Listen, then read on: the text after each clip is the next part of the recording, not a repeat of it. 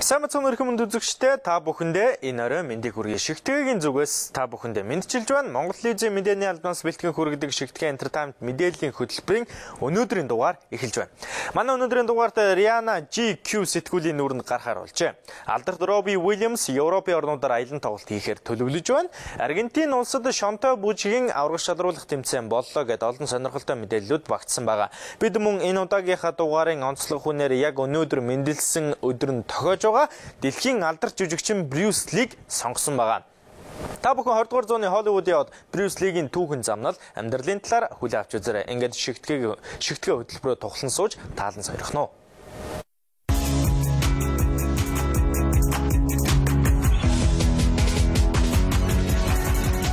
Саяхан 777 тоглолтоо 7 өдөр 7 өөр хотод сонирхуулсан дуучин Rihannaтай холбоотой нэгэн мэдээлэл бидэнд байна. Тэрээр саяхан эрэгтэйчүүд зориулсан GQ сэтгүүлийн ирэх 12 дугаар сарын зураг авалтанд оролцжээ.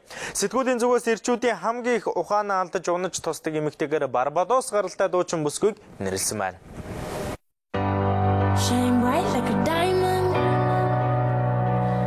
Саяхан 777 тоглолтоо 7 өдөр 7 өөр хотод сонирхуулж, уучлалт гуйдаггүй нэртэй шин цомгоо гаргасан дуучин Rihanna жилийн сүүлээр нэлээд идэвхтэй ажиллаж байна. Тэрээр Америкийн эмэгтэйчүүдэд зориулсан сар тутмын GQ буюу Gentleman's Quarterly сэтгүүлийн ирэх 12 дугаар сарын дугаарын нүүр хуудсыг чимхээр болжээ.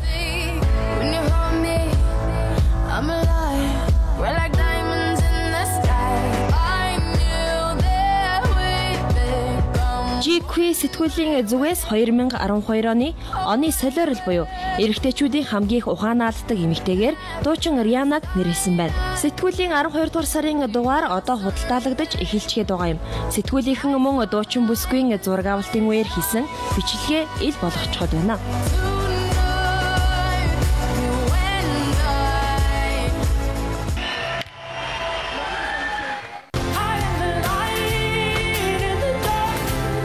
Энэ бол амьдрал дугаараа олонний танил болсон Шотланд дуучин Эми Макдоналд Австри улсын Ишигл хотод тоглолтоо сонирхуулсан байна.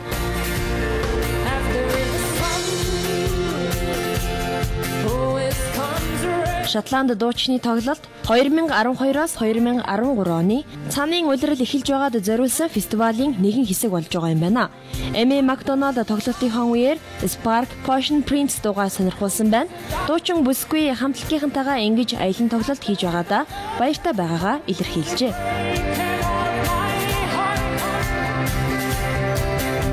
Хөгжимчдтэйгээ хамт бүрэн бүрэлдэхүүнээрээ тайзан дээр гарах нь хамгийн чухал. Бид бүх зүйлсийг хамтдаа хийдгээ. Бүгд сайн найзууд. Ямар нэг асуудал тулгархад ярилцах хүн үргэлж олддог. Энэ бол хамтлагийн хамгийн сайхан зүйл юм л да. Бид хамтдаа байхдаа нэг л тийм сайхан уур амьсгал бүрддэг. Хамтдаа аялан тоглолтоор явж байгаа маань миний хувьд хамгийн чухал зүйлс юм аа нэг. Өөрийнхөө туршлагыг найзуудтайгаа хуваалцсан гэдэг нэг л онцгой мэдрэмжийг төрүүлдэг юм. So I think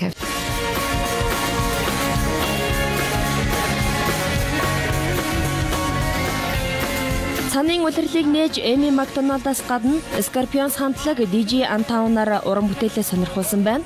Цанын улирлын нээлтийн фестивал 7 хоног үргэлжлэх юм а.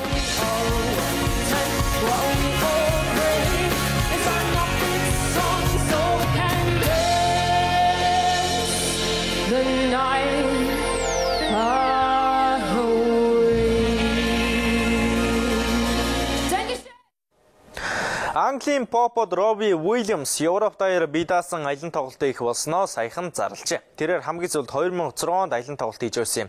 Take That хамтлагийн од Robbie Williams-ийн тоглолт Манчестер хотоос эхлэх юм байна.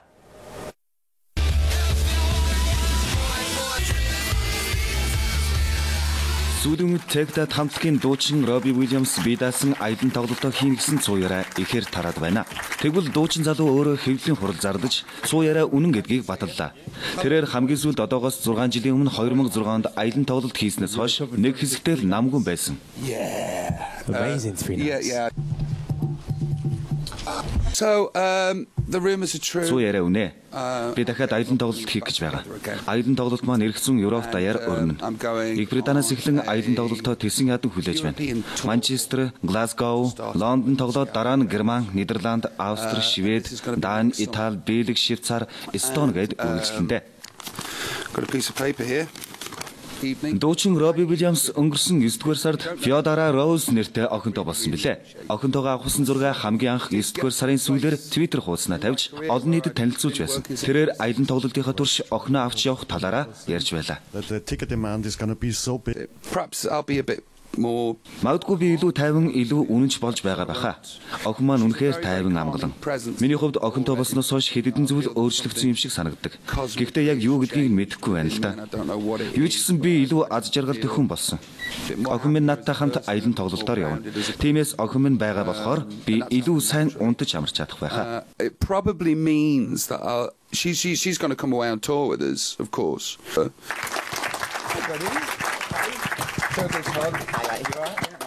Yeah. Come and sit yourself down. 2010 онд Робби Уильямс Тегдад хамтлагийн бусад гишүүдтэйгээ эргэн нийлсэн юм. Тэд хамтлагаараа шинэ дуунууд гаргаж аялан тоглолт хийсэн билээ. Тэгвэл энэ удаад Робби Уильямсын бие даасан аялан тоглолтод X Factor шоуны 6 дугаар цувралд оролцож дуучин болох гараагаа тавьж байсан Английн дуучин Olly Murs оролцох юм байна.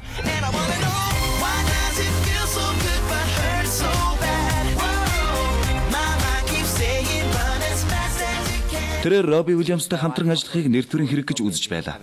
Тэрээр Робби намайг өрсөнд үнэхээр итгэмээргүй байсан. Тоглолтыг Тэсэн ядан хүлээж байна. Гэхдээ үннийг хэлэхэд Роббитэй адил уйдгартай хүн болчихж магадгүй шүү хэмээн хошигнон хэлсэн билээ. Робби Уильямсын аялан тоглолт ирэх 2013 онд Манчестер хотоос эхэлнэ.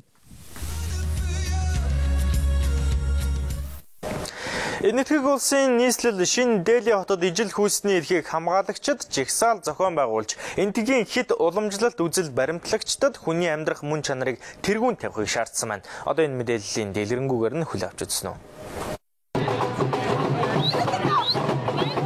Энэтхэгийн нийслэл шинэ Дели хотод 100 ижил хүйсний эрхийг хамгаалагчид жагсаал цуглаан зохион байгуулж, энэтхэгийн хэд уламжлалт нийгэмд хүний амьдрах мөн чанарыг тэргүүн тавихыг шаардсан байна. Жагсагчид ойролцоогоор 15 м урттай солонгон өнгийн лоосон барьж, сургууль, албан газарт хүмүүсийг ялгуурлан гадуурхахгүй байх тухай хуулиа сайжруулахыг засгийн газраас шаардсан зурагт самбар барьсан байжээ. Одоогоос 3 жилийн өмнө энэтхэгт ижил хүйсний харилцааг гэмтэрэг гэж үзэн 10 хүртэл жилийн ял оногдуулдаг байсан байна. Тэгвэл 2009 онд Дели хотын дээд шүүх ижил хүйсний харилцааг гэмтэрэг гэж үзэхээ болсон. Гэсэн ч нийгмийн дунд ижил хүйснүүдийг хүлээн зөвшөөрөхгүй байгаа талаар жагсагчид дурдж байлаа. Сүүлийн жилүүдэд дэлхийн томоохон хотуудад ижил хүйсний асуудлыг баг багаарч болов наашдаагаар хүлээн зөвшөөрөх болж, Болливуудын кинонуудад ч гэсэн тэдний асуудлыг ихээр тусгах болсон билээ. Энэхүү жагсаалд Болливуудын жүжигчин жүжигийн зохиолч Зориан Кросс оролцсон байна. Тэрээр ижил хүйснүүдийг дэмжих жагсаал нь маш чухал. Учир нь тэд хинбэ гэдгээс айж байдаг. Тиймээс нийгмийн зүгээс дэмжиж өгвөл тэд урам зоригтойгоор амьдрах болно гэж жагсаалын удаг агуулгыг дүгнэж байгаагаа илэрхийлсэн байна. Жагсаалд оролцогчдын ихэнх нь баг эсвэл алчуур зүүсэн байлаа. Учир нь гэр бүл, найз нөхөдтэй өөрсдийн бэлгийн чиг хандлагыг мэдгэдүүлж, ил гаргахыг хүсэхгүй байсан учраас ийхүү нүрээ халахсан юм байна. Жагсаал шинэ Дели хотын эсрэг хүслийн цуглааны гол бүс болох Жантаар, Мантаар цогцлборд олон нийтийн уулзалтаар өндөрлсөн байна.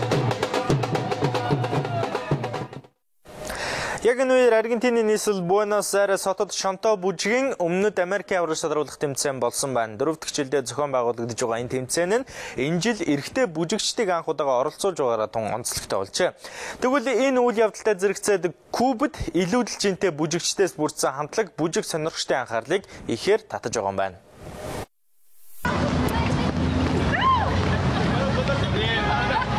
Аргентин улсын нийслэл Буэнос Айрес хотод шонтоо бүжгийн Өмнөд Америк твийн авраг шалруулах тэмцээн болж өндөрлжээ. 4 дахь жилдээ зохиогдож байгаа энэхүү тэмцээнд энэ жилээс эхлэн эмэгтэй бүжигчдтэй зэрэгцэн эрэгтэйчүүд ч оролцох боломжтой болсноор нийтэд онцлогтой болж байгаа юм байна. Латин Америкийн бүх ил орноос ирсэн бүжигчид хотын гол өргөнчлөөг тайз болгож тоглолтоо сонирхуулсан байна. Энд үнэхээр гайхалтай үйл ажиллагаа болж байна. 4 дахь жилдээ зохиогдож хүмүүс мэддэг болсон нь их сайн байна.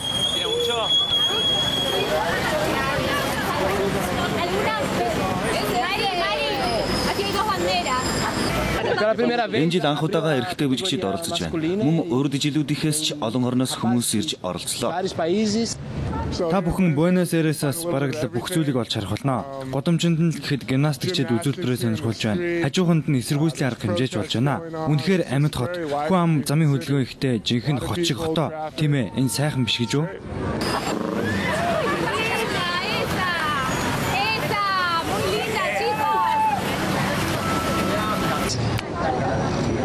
Энэ жилийн тэмцээнд Аргентин, Боливи, Бразил, Колумб, Парагвай, Перу, Венесуэл улсуудаас ирсэн нийт 76 оролцогч өрсөлдсөн байна. Тэмцээний ялагч 2013 оны Шонто бүжгийн дэлхийн аварга шалгаруулах тэмцээнд оролцох боломжтой болох нэ. Тэмцээнийг зохион байгуулагч Art Dance Studio Fitness компани зүгээс Шонто бүжиг бол хүмүүсийн булчингаа өвдөгч хөгжүүлэх сайн арга хэмээн сурталчил байлаа.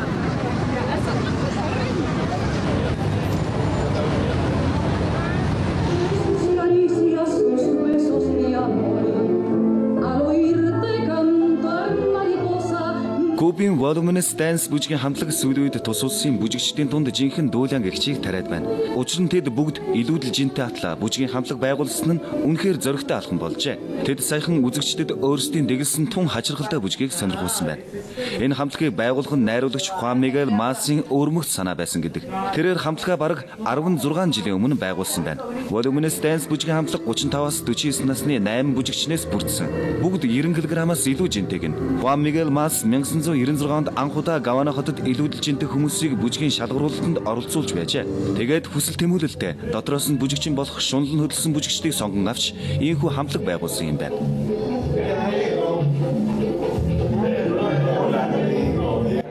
Хамгийн чухал зүйл нь тэд илүүдэл жингээсээ ирч хүч авч байдаг. Илүүдэл жинтэй гэдэг нь тэднийг зүгээр суулгадаггүй байнгын хөдөлгөөнтэй байлгаж, амьдралын маш их идэвхтэйгээр ажиллаж, өөрийнхөө биед хайртай болгоход нь тусалдаг юм.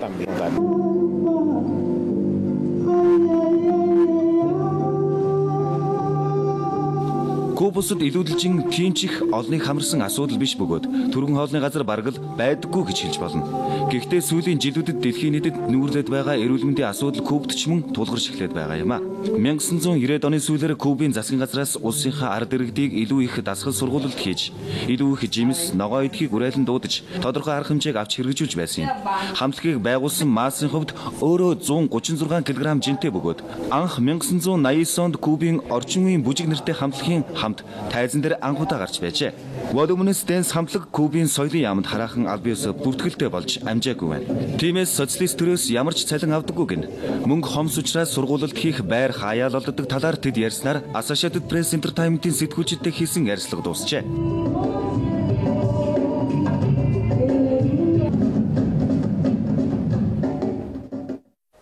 Шигтгэл үргэлжилж байна үзэгчтэй. Энэ жил Их Британд олон ч уран бүтээлийн 50 жилийн тохиож байгаа. Энэ талаар бид тухай бүртээ дугаар бүрээрээ мэдээлж байгаа. Тухайлбал Beatles хамтлагийн анхны сингл гарсны James Bond-ийн цувралын Rolling Stones хамтлаг байгуулагдсан гэдэг олон уран бүтээл тэднийг төрөвдөг уран бүтээлчдийн 50 жилийн тохиож байна. Үүнтэй зэрэгцээд саяхан Арабын Lawrence киноны 50 жилийн хүрээнд тус киног удахгүй шинжилэн гаргахаар болжээ. Ингээ мэдээллийг хүлээн авч үзсэн үү? For ordinary men, it's a burning, fiery furnace. No Dryden. Британий кино академиас 4 шагнал 5 удаагийн алтан бөмбөрцөг хүрдэж, бүр 7 Оскар эзэн болж байсан Арабын Lawrence кино энэ жил 50 жилийн нүүрийг үзэж байна. 50 жилийн хүрээнд уран бүтээлчид нь энэхүү киног шинжиж гаргасан байна. Энэхүү кинонд дэлхийн 1-р дайны үед Арабад үүрэг гүйцэтгэж явсан Британий офицер Lawrence-ийн тухай өгүүлдэг байна. Another of these desert-loving English. That is Stanhope. Gordon of Khartoum. No Arab loves the desert. We love water. Британий кино институтээс 20-р зууны хамгийн шилдэг Британи киноны жагсаалтын 3-дугаарт энэхүү киног жагсаасан байдаг байна. Арабын Lawrence кино нь мөн хүндрэлтэнд хамгийн хүчтэй нөлөө үзүүлсэн киноны нэгд зүйсээр тооцогддог билээ.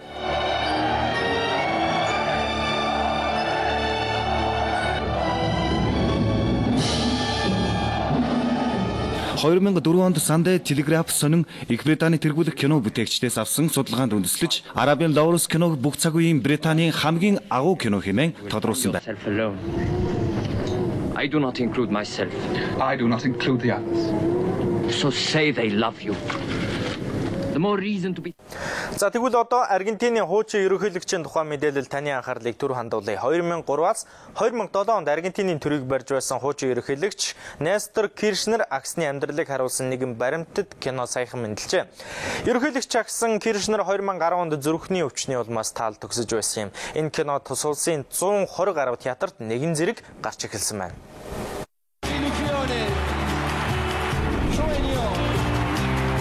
Аргентины 54 дахь ерөнхийлөгч Нестор Киршнерийн тухай баримтат кино тус улсын 120 гаруй театруудад гарч эхэллээ.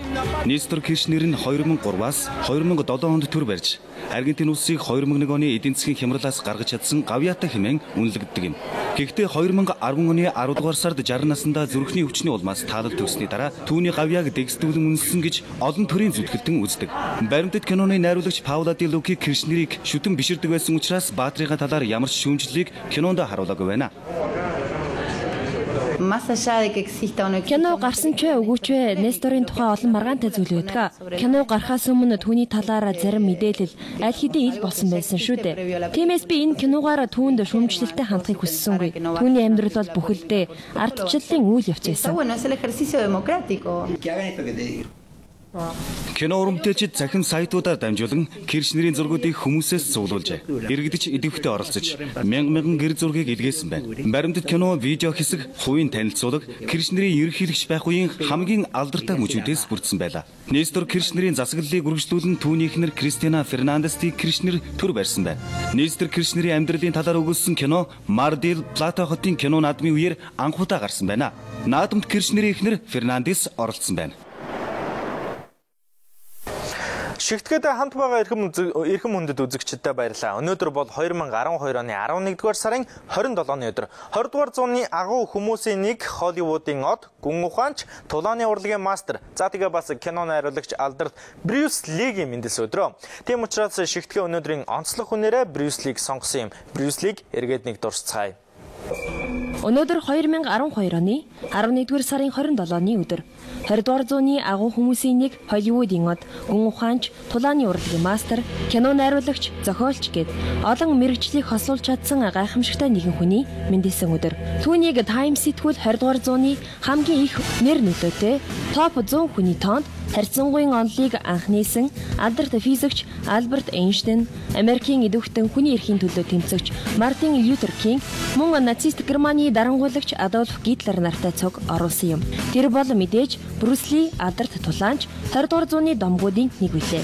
Брюс Ли буюу Ли Жунфан 1940 оны 11-р сарын 27-ны өдөр Америк нэгдсэн улсын Сан Франциско хотын Хятад хороолол Хятад дуурийн дуучин Ли Хочвэн, Кавказ, Хонконг гаралтай Грейс Хоу нарын 4 дахь хүү болон мэндэлжээ. Хятадын тулааны Жит Кун До урлагийн анх нээсэн тэрээр бүх цаг үеийн шилдэг тулааны урлагийн мастер мөн Аз гаралтай хүмүүсийг Америкийн кино ертөнцид арчаагүй дорой байлаар харуулдаг байсан.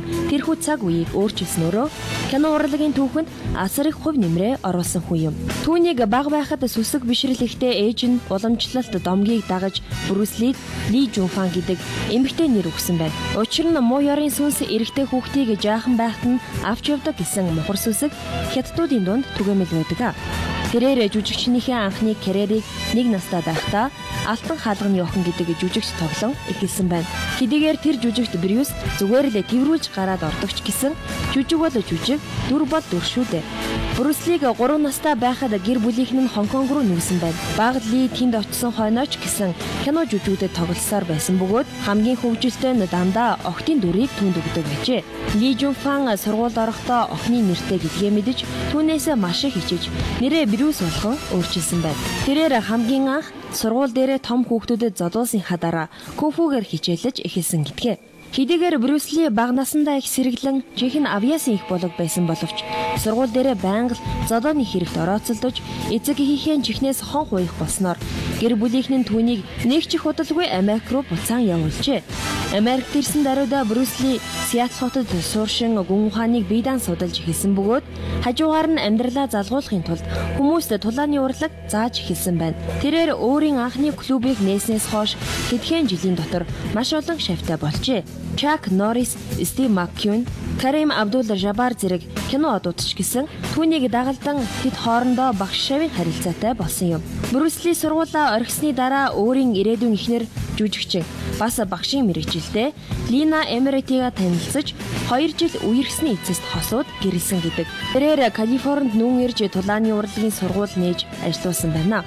Гэвч түүний тулааны сургуулийн үйл ажиллагаа живдэрч эхэлсэн ч Калифорний хятад хорооллын тулааны мастеруудын дургуутслыг хүргэж залуу лиг халц тулаанд дуутахад хүргэсэн байна. Хэдийгээр мастеруудын тулаан болгонд оролцож ялдаг байсан ч гэлээ энэ нь Брюс Лид үнэхээр залхмаар санагдаж байсан тухайга сүүлд дурдан ярьсан байдаг.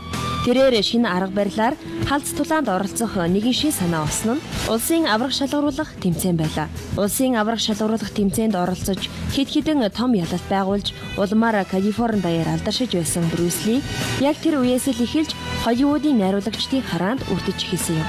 Брюс Лигийн алдар нэр нь Калифорни даяар төвөгтэй зэрэгцээд тухайн үед жинхэнэ модонд орж байсан ногоон хилгэн хэмээх экшн төрлийн киноны Hornet машины жолооч Катогийн дүрд тоглох санал иржээ. Мэдээж залуу Ли юу гэж татгалцах ганц олох боломжийг сайнаар ашиглахыг шийдсэн байна. Ногоон хилгэн киноны зураг авалцч амжилттай дуусч кино театруудаар гарах үед нь үзэгчид гол дүрийн залуу гэхээсээ илүү Брюс Лигийн тоглосон туслах дүрийг сонирхдог болсон байлаа. Түүний нэр алдар маш хурдцтай өсч байсан. Яг тэр үед тэрээр нуруундаа маш хүнд бэртэл авсан юм. Эмчлүүлж байх хугацаанд өөрийн тулааны урлаг болох Жит Кундого боловсруулан Брюс Ли үнийгээ маш олон тулааны урлагийг нийлмэл холимог цогц зүйл болгохын зэрэгцээ. Тулааны урлагийг гүн ухаантай хэрхэн хослуулах талаар ном бичиж байсан байна. Өөрийн сахилгагүй хөгжилтэй зан бас үүсгэн байгуулсан Жит Кундогийнхоо хүчээр Америкт нэр алдарн төгсөн Брюс Ли 1970 онд Хонконг руу буцаж очоод тухайн үедээ алдартай гэгдэж байсан адал явдалт кино продюсеруудтай танилцсан байна. Брюс Ли өөрөө зохиолыг нь бичиж тулаантай хэсгийг нь найруулан анх удаа гол дүрдэн тоглосон Хилэнт нудраг киногаа 100 мянган Америк долларын зарлаар бүтээж байжээ. Хилэнт нудраг кино маш хурдан өрнөлттэй бүн тэр чинээгээрээ цус асгаруулсан байсан. Ли тухайн үед кинон борлогдохгүй болов уу гэж айж байсан гэдгээ. Гэсэн ч түүний уран бүтээл үнэхээр хит болж чадсан бөгөөд тэр тулааны урлагийг уянгийн хайлтаа хослуулахар шийдсэн байна. Тэрээр дэлгэцэн дүрнөх тулаан ямар байвал үзэгчдэд таалагдах тухай судалж эхэлсэн гэдэг. Түүнийг Хонконгод дахин хүл тавихад тухайн үеийн тулаантай кинонуудын бааtruуд маш удаан хөдөлгөөнтэй хийсвэр зүйлээр дүүрэн нисч дүүлсэн ичидийн хүмүүстэй кинонууд байжээ. Тэрээр бүхэл киноныхаа тулааны хэсгүүдийг өөрөө найруулсан. Өмнөх кинонуудын супер бааtruудаас эрс татгалзаж амьдрал илүү ойр гэхдээ маш хурдан хөдөлгөөнтэй кино хийж эхэллээ. 1972 онд луу эргэж ирсэн кинонд мафийн гишүүдээс гэр бүлээ хамгаалсан дүр бүтээж Ром хотод киноныхаа зураг авалтыг хийсэн байна. Тэрээр өөрийн гарын шав жүжигчин Чак Норристай хамтран кинон тоглохдоо Колизейд жинхэнэ тулаан өрнүүлсэн гэдэг. Яг энэ л үеэс эхэлж Брюс Ли ч тэр Чак Норрис ч тэр дэлхийд дахна алдаршсан юм. Брюс Лигийн 1972 онд тоглосон Enter the Dragon кинон түүний кинонууд дундаас хамгийн сайн уран бүтээл болсон гэж кино шүүмжлэгчид үздэг ба ганц ч шүүмжлэл байхгүй үргэлжил магтаал сайшаалыг араасаа дагуулж байсан энэхүү уран бүтээл нь Хонконг Холливуудтай хамтран бүтээгдсэн. Ноён Ли энэ бүтээлээ 850 мянган Америк доллар заран бүтээсэн нь тухайн үед хамгийн супер одод тоглосон хамгийн өндөр өртөгтэй кино болж байлаа. Enter the Dragon кинонда тэрээр өмнөх бүтээлүүдтэй гаргаж байсан бүх жижиг алдаануудаа засаж гаргасан байна. Тиймээс ч энэхүү кино одоо хүртэл хүмүүсийн үзэх дуртай хизээч уйддаггүй кинонуудын нэг болсон юм. 1973 оны 7 дугаар сарын 20-ны өдөр Enter the Dragon кино албан ёсны нээлттэй хийхэд 7 хоног үлдээд байсан ч гол дүрийн жүжигчин найруулагч дэлхийн хэмжээний од Брюс Ли таалалд өгсөжээ. Дөнгөж 32 наснда өөд болсон түүний үхлийн шалтгаан маш учир битүүлэг байсан бөгөөд одоо хүртэл уг шалтгааныг олж тогтоогоогүй л байгаа юм. Албан ёсоор бол тархинд цус харавсан онош тавьсан байдаг. Мөн түүнийг тархины хор тавдрын улмаас амиа алдсан ч гэж ярьдаг байна. Мөн зохион байгуулалтаагаар хордуулсан кинон тоглох үедээ маш ихээр бэртдэг байсан. Тиймээс өвчнөө мэдрэхгүй тулд мансууруулах бодис их хэмжээгээр хэрэглэснээс болж өөд болсон гэж үзэгч хүмүүс байдаг байна. Түүний хүү Брэндон Ли ч мөн 1994 онд хэрэг кинон тоглож байхдаа дөнгөж 28 настай байсан. Тухайн үед кино группийнхний гаргасан санаандгүй алдаанаас болж бууны суманд оногдсон амнасаа алдаж байсан юм. Одоо эцэг хүү Лигийн шарил Америк нэгдсэн улсын Сиэтл хотын Лейквью оршуулгын газарт байдаг байна. Хэдийгээр Брюс Ли, Брэндон Ли нар гинтийн байдлаар өөд болсон ч гэлээ. Энэ нь тэдний кино урлагт эзлэх байр суурийг огтхон ч өөрчилж чадаагүй юм. Харин кино продюсеруудын хувьд үнэтэй жүжигчин байхгүй болсон тухайн үед дуусгаж амжаагүй байсан Өхлийн тоглоом кинонд алдарт шар мотоциклийн хувцастай хэсэгт жүжигчин Эд Вудийг тоглуулан нэмж эвлүүлэн түүний уран бүтээлийг гүйцэн гаргаж байсан түүхтэй. Түүнтэй адил дүр төрхтэй хүмүүсийн тоглосон маш олон кино араараасаа цоврон гарч байсан. Одоо хүртэл гарсаар байгаа нь дэлхийд дахна түүний араас ямар их алдар хүнд дагаж байдгийг илтгэж байгаа юм. Нэгэн удаа Брюс Ли өгшгүй мөнх байхын гол нууц нь үргэлж дурсагтахаар үнцэнтэй амьдрах гэж хэлсэн байлаа. Тиймээс ч түүний тухай хүн болгон одоо хүртэл ярьсаар байдаг болов. Калифорнийн хүү Брюс Ли бол ганц Холливуудаач биш дэлхийд гэрэлтсэн од байлаа. Ингээд Брюс Лигийн хэлсэнчлэн өгшгүй мөнх байхын гол нууц нь үргэлж дурсагдахаар үнцэнтэй амьдрах гэдэг гайхалтай үгээр энэ удаагийн нэвтрүүлгээ өндөрлүүлж байна. Монгол Эзэн мэдээний албанаас бэлтгэн хүргэдэг Шигтгэн Entertainment мэдээллийн хөтөлбөрийн турш надтай хамт байсан үзэгч та бүхэндээ баярлалаа. Баяртай үзэгчтэй.